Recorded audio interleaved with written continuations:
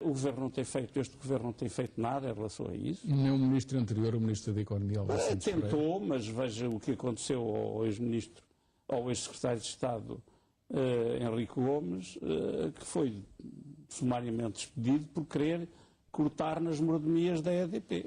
Como se sabe, e é público, e ele próprio o afirmou, nomeadamente nas televisões. Por outro lado, as oposições também não falam nisso.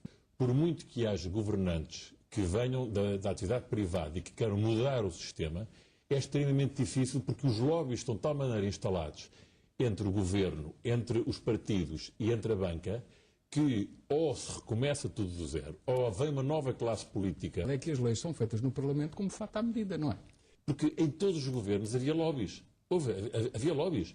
Eu não vou dizer aqui os nomes, mas houve um dos governos que tinha um lobby de coisa que eram chamados os metralhas. Quer dizer, portanto, isto... Diga lá. Não, isso não digo, mas toda a gente sabe quem são.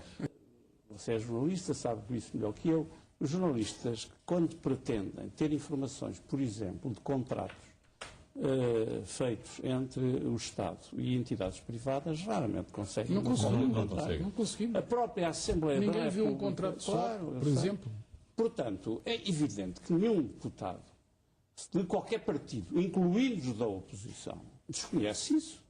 Portanto, em vez dos fediveres que se passam todos os dias, às vezes tristes, na Assembleia da República, nós teríamos deputados na Assembleia da República a exigir a transparência dos atos do Estado e da governação. Bastava que isso acontecesse, que nós pudéssemos ler, todos nós pudéssemos ler os contratos realizados, sei lá, entre o Estado e a Motengil.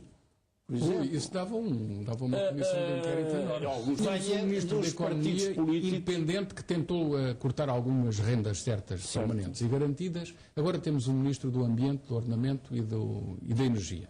Acha que vai conseguir fazer alguma coisa? Claro que não, repare, só o facto Estamos a falar de a energia estar no ambiente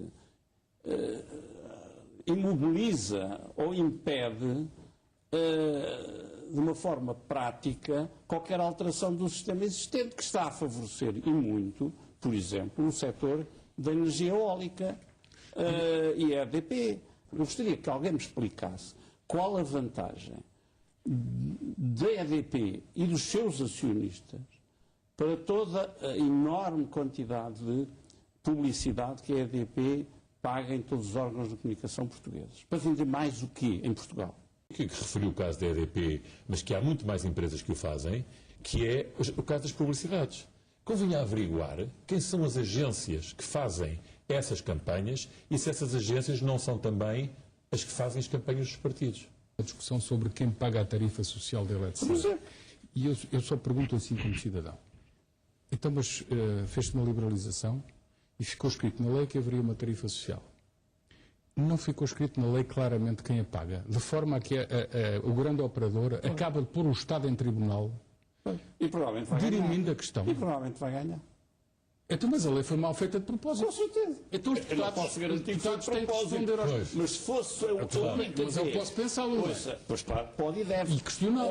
E questioná-lo. Mas repare, se fosse um caso único, nós diríamos assim, bom, está bem, foi um mau advogado, foi um mau político que fizeram. Mas isso é sistemático. Isso é sistemático, as leis são feitas. Não pode ser só. A eletricidade vai dizer assim, com a crise o consumo está a cair. E está escrito na lei que quando o consumo cai os operadores podem aumentar o preço. Continuamos no reino do quem pode manda e a lei foi feita de acordo. Voltamos. Relativamente à EDP, há também outra notícia desta semana, ou recente, que Bruxelas abriu um inquérito sobre as concessões de exploração hidroelétrica dos rios à EDP. Relativamente a um contrato de 2007. Era de tal maneira que a valoração desse contrato foi de 700 milhões e os bancos apontavam para 2 mil milhões de valor. Estendeu-se a exploração de 1.300 milhões é de facto interessante. Por 26 anos e sem concurso público. Isto é um contrato de 2007. É Bruxelas que está a pôr em causa o valor porque foi estipulado esse tal contrato. Aqui ninguém viu nada. E foi firmado então pelo Ministro da Economia, Manuel Pinho, que era o então Ministro. Por coincidência, os custos para a manutenção do equilíbrio contratual, que é o que está também no turbilhão das tais rendas excessivas que a Troika diz que há no setor energético, que é uma espécie de déficit tarifário que depois é repercutido na faturação e que é a ERSE que estipula. Também esses SMEC foram, na altura, introduzidos pelo ministro Álvaro Barreto, em 2004. Isto já uma espécie de upgrade a um sistema anterior que tinha sido implantado pelo ministro Mira Amaral.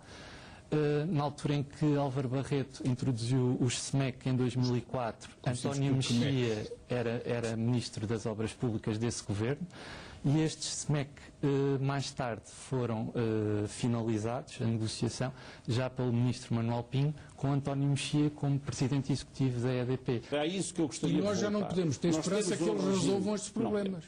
Não temos hipótese nenhuma de, com o funcionamento atual do regime, em que os partidos políticos foram capturados por grupos de interesses relativamente restritos e que funcionam na defesa, naturalmente, do partido, e o partido, por sua vez, defende-os através dos cargos públicos, como já aqui foi dito, isto não tem conserto.